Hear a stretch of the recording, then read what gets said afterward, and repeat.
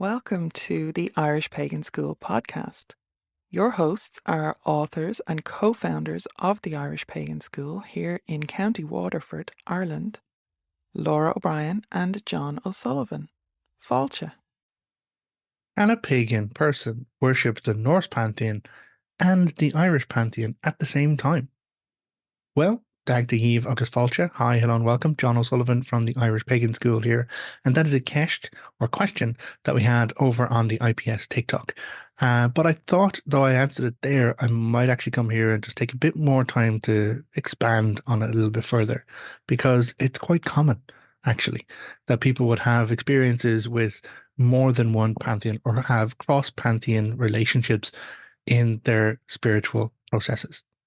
So, to dive in with the traditional answer, neat answer, not hard to say, yes, it's 100% possible to have a spiritual path that includes more than one pantheon. In fact, anyone who identifies as pagan, because pagan is not one particular form of religion, it's an umbrella term that kind of defines a number of different pathways of spirituality. But those defined as pagan all share four common traits, one of which is a belief in polytheism. So if you don't believe in polytheism, you're not practicing a pagan path. But if you do believe in polytheism, polytheism is literally the belief in multiple deities. And so if you're practicing polytheism with a belief in multiple deities, but you don't acknowledge the existence of other cultures' multiple deities, then you're doing it wrong. So, okay, in my opinion, you're doing it wrong. Because one of the core fundamental practices is that there is multiple deities, and those deities kind of grow and expand within the cultures in which they come from. And this is where we get a lot of confusion, because from our stats, from our perspective here at the Irish Pagan School, a deity cannot really be devoid from the culture in which it is expressed. And though there are similarities between certain similar cultures who have certain similar deities, doesn't mean they're the same deity.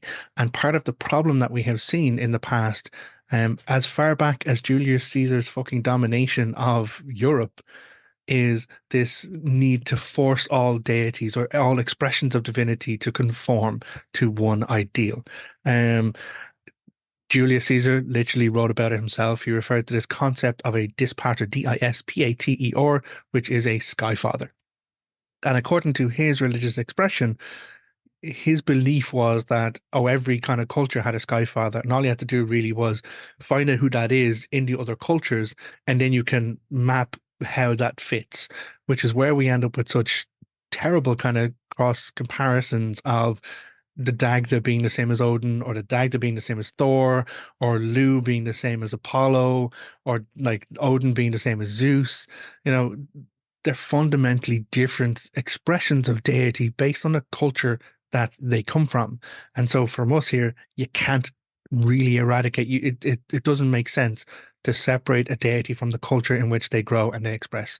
Now, if you want to get into the psychology of stuff, you can go back to archetypal ideals, and through archetypal kind of understandings of the psychological construct of how our brains work, we can then draw comparatives, or we can say that this kind of fits this kind of fits that.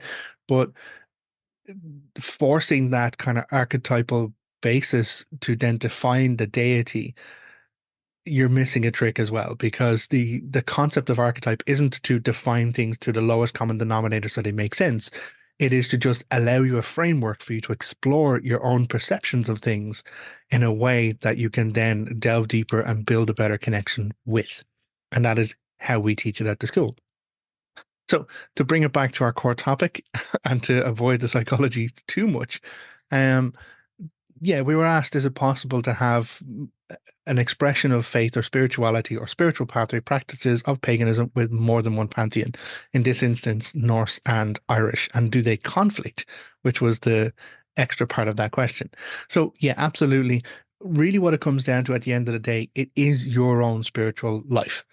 And as much as I'm a person in the internet, as much as I'm an educator in Irish mythology, spirituality, and culture, it's not for me to tell you how you're going to practice your spirituality in your own way. Now, I will go one step further and say it's also not for you to then define the core concepts of a deity or divinity that differ from the mythology or the culture in which they are expressed.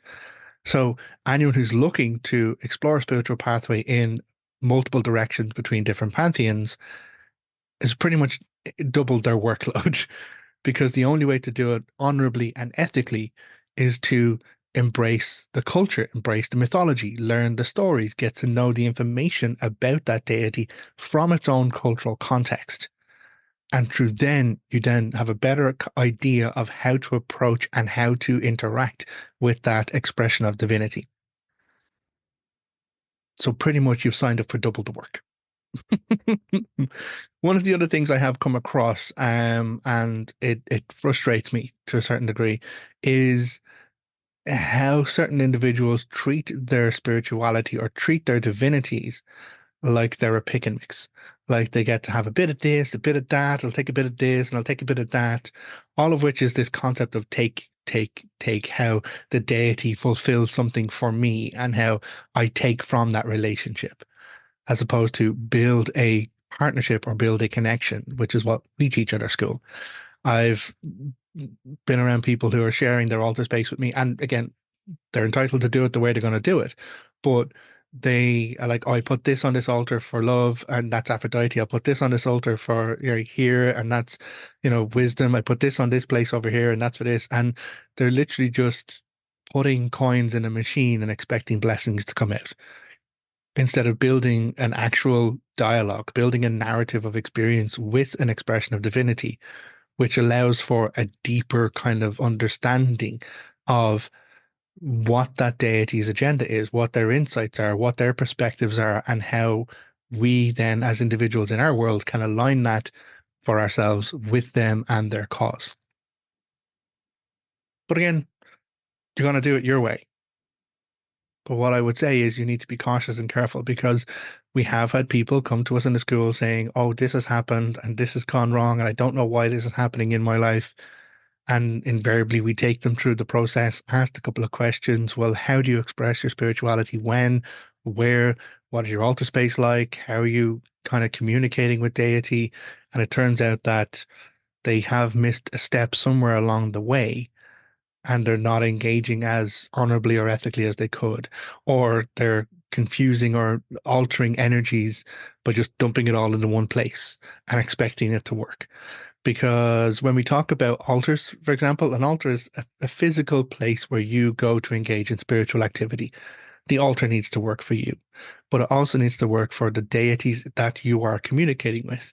And so it's important to make sure that you are clear on what energy you're directing into what relationship.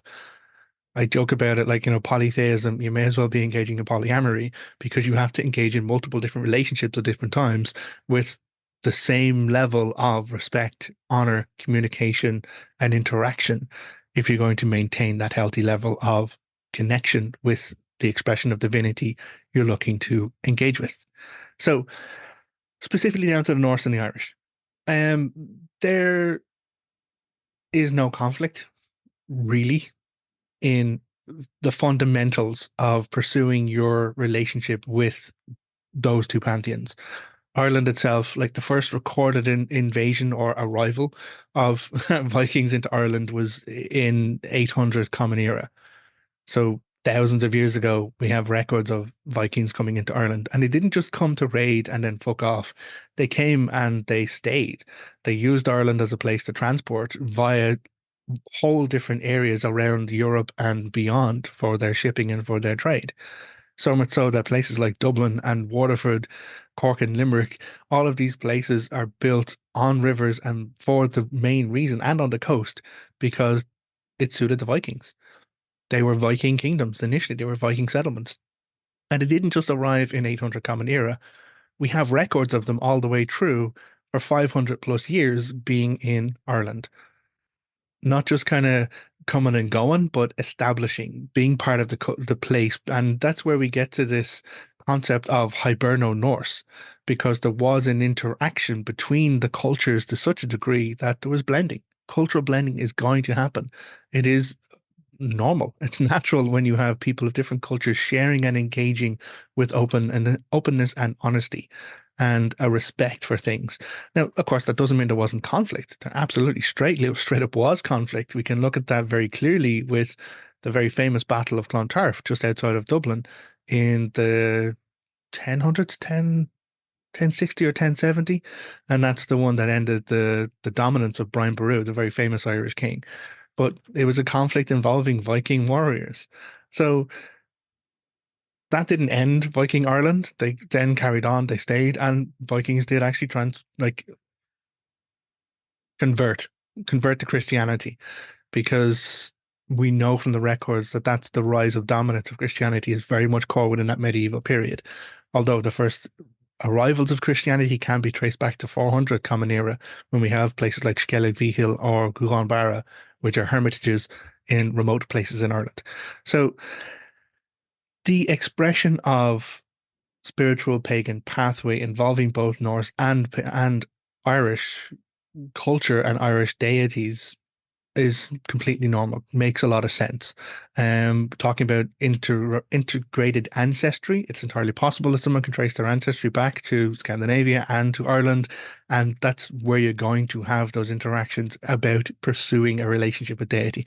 But it is important to make sure that you're acknowledging the fact that you have to put the work in to acknowledge not just the expressions of the deity as you currently understand them, but understanding them deeper as they are known in their cultures, in their origins, where they actually come from, in the landscape that they come from, or the mythology that they come from, because that's the only way you'll be able to build a deeper connection. Now, I have explored Norse pantheons myself, and it was one thing that I was very confused about. Before I even knew the name Dagda, there was my awareness of his energy was around me, but I was not pursuing a pagan spirituality. I didn't define myself as pagan back then. I didn't even define myself as Christian, because I had fallen very much out of favor with the abuses performed by the Catholic Church on Ireland. And I was like, okay, well, I can understand some of the core concepts of like love one another, don't be an asshole, treat people like how you'd want to be treated. I'm down with that as part of a spiritual pathway. But I had gotten into a place of like acknowledging that there are multiple different pathways. I got copies of multiple different religious texts, some of which I shouldn't have had a copy of, but thank you very much for those who shared. So I could actually expand my perceptions and expand what I understood of as spirituality. And that's when I began to see that there was some other energy around me, and I thought it was Odin. I initially thought it was Odin. There was this particular form to the energy, but didn't the Odin didn't fit for me either. Especially when I went and read the mythology. I went and I bought as many books as I could. I went to the library. I read much about it, and the more I read about Odin, the less and less I knew this energy around me was him. Like the more I knew about Odin's mentality, his approach to things, the way he interacts, I then knew that this energy wasn't Odin, so there was something else involved. And that's where it led to my belligerence about it, and the Dagda had to bother the Morrigan, so the Morrigan would get her priest to say his name out loud in front of me, which is a whole other story. But in knowing the name, I then had something to identify the energy, and that allowed me to then understand and begin the next phase, which was learning everything I could from the culture, from the mythology, from the folklore about Dagda. And so that's what I'm talking about. It is embracing that level of energy and effort and work to make sure that you're honoring that connection and that relationship. I have since explored relationship and kind of question and interaction with the rest of the Tuatha De Danann, and I have unique experiences to me with other deities of the Tuatha De Danann. But the one that I have the strongest connection with, the one that I feel most in tune with, is the Dagda, and that's why I work for him. I am the Dagda Bard. And it's how I defined my relationship with him. No one turned around and said, "You're the Dagda Bard." Okay, no one in this world turned around and said that, but I was like exploring stories. I was trying to figure out my relationship with him through the mechanism story, because that's how I've always done it. And then one day he's like, "Well, you're my bard." And I'm like, "Yeah, yeah, okay." And then I had to make a website. My partner was like, these stories are great. You really should put them on a blog somewhere." And I was like, "I don't know how to do that." 5 minutes later, they're like, "There you go. Here, you have a blog now. That's where you put your stories." And it became dagdabard.com. And I have become comfortable referring to myself as a bard because I am a storyteller. I share that information. I share that story so that people can understand the Dagda in the cultural context of his mythology, and also in a modern context of someone who's living and practicing pagan spirituality focused on a relationship with the Dagda. That is what I do. That is how I do it. Now, I've written stories about Odin. I have had there's one particular story, it's called The Ninth Wave, where I was wondering how Odin and the Dagda would interact, and it was on my mind for a while. So I did the thing that I do best, which is sit down and figure it out in story. And in the story, I wrote about Odin coming into Ireland for the first time and meeting the Dagda right there on the coast.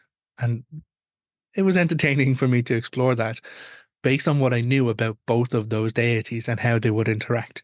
So if you're interested, you can find that on dagdabard.com if you want to read that story. But to bring it back to this particular person, the question is about how a relationship can work with cross-pantheon processes and whether there would be conflict.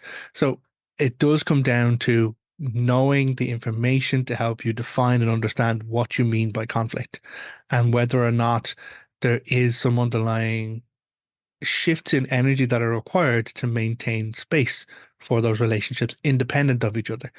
I'm not going to say that you can't put, Freya and, Bridget stuff on the same altar space. I'm not going to say you can't put Dagda and Odin in the same space. I'm not going to tell you to avoid putting Loki and Manannán with Lyra in the same place. I think that'd be fucking hilarious. And part of me is actually, I said that in the TikTok video when I responded. And since then, part of my brain is like, Manannán and Loki, what would that conversation be like? And the only way I know I'm going to be able to deal with that is to write the fucking story. So we'll see if that occurs in the future because it's still ruminating. But it is about understanding the nature of divinity as expressed within the culture of the cultural context. And I know I'm saying the same thing, but it is crucially important to do that so that you can then honorably and honestly approach that connection of relationship for yourself and for the deity. Because if you treat a deity like a pick and mix, putting prayers and get out offerings or get out blessings, it might work, but you're doing yourself a disservice by not exploring the possibility of deeper connection, deeper understanding. And that's all we teach at the Irish Pagan School. All of our classes about here's the information, and we have been accused of being academic, but part of it is to make sure you have the grounding in the academia, you have the grounding in the original lore, in the core stories that define these deities within the culture that they come from. That means that as you grow in your relationship, as you begin to kind of develop things for yourself, as you begin to explore your relationship in the Irish other world, in guided meditation, in offerings, practices, altar work, whatever it actually is, you're doing it with the right framework. You're doing it with the right structures so that you're not going to be confused. You're not going to be misconstrued. You're not going to be led astray by something pretending to be deity when it's not. Because that can happen. Or, we get so caught up in our own imagination or our creativity, in our own kind of concepts, we're not able to clearly discern when it's our own make believe and when it's actually our unconscious mind speaking through our subconscious into our mindscape from deity. And those things are very markedly different experiences. So it's a great question. It really is. I answered it in brief over in the TikTok. Again, if you're not over in TikTok, all you gotta do is go over there and search Irish Pagan School. You'll see this mug, and I try and respond to questions over there as best I can. And here, I still like to turn up and take that bit more time. Point at the resources, show you where the information is, and get into things a little bit deeper, a little bit chunkier. So if you haven't subscribed to the TikTok, do it. If you haven't subscribed here and you're inclined to carry on, please feel free to do so. If you're looking to know more, go to the Irish Pagan School. And even if you can't afford a class with us, we have over a year's worth of free resources available for you. irishpagan.school/free. Boom. Years worth of free resources. From classes, meditations to like book recommendations, something you could tip away at to explore your own relationship. It's there. You want to know about ancestry? All you got to do is go to irishpagan.school/roots. And there's a workbook there for filling in and exploring your connection and exploring the concept of how your ancestry comes and should inform your relationship with yourself and with your spirituality. If you want to get into some kind of practical process, you want to actually take it deeper in what is paganism, fundamentals, irishpagan.school/3 days. And you can get 3 days worth of information emailed directly to you, something to do each day to understand and build fundamental foundational stuff around your spirituality. All of this we do to try and avoid misinformation, to try and help people establish a protocol of self exploration, self discovery for their spirituality so that they can do it from an educated point of view, so that they can do it from an honest, deep point of view and avoid casual, shallow interactions with themselves or with deity. Anyway, thank you very much for asking the question. I do appreciate it. Hopefully, some of this has been interesting or curiously inspiring for you. If you have any questions, throw them in the comments. I'm always happy to come back and do my best to answer them.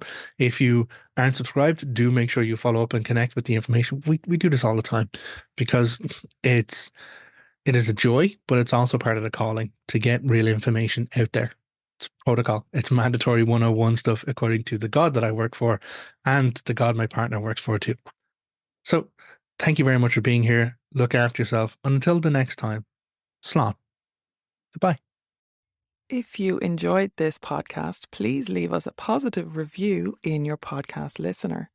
Then head over to irishpaganschool.com and enroll in one of our free or paid courses. Slán go fóill, and we will see you next time.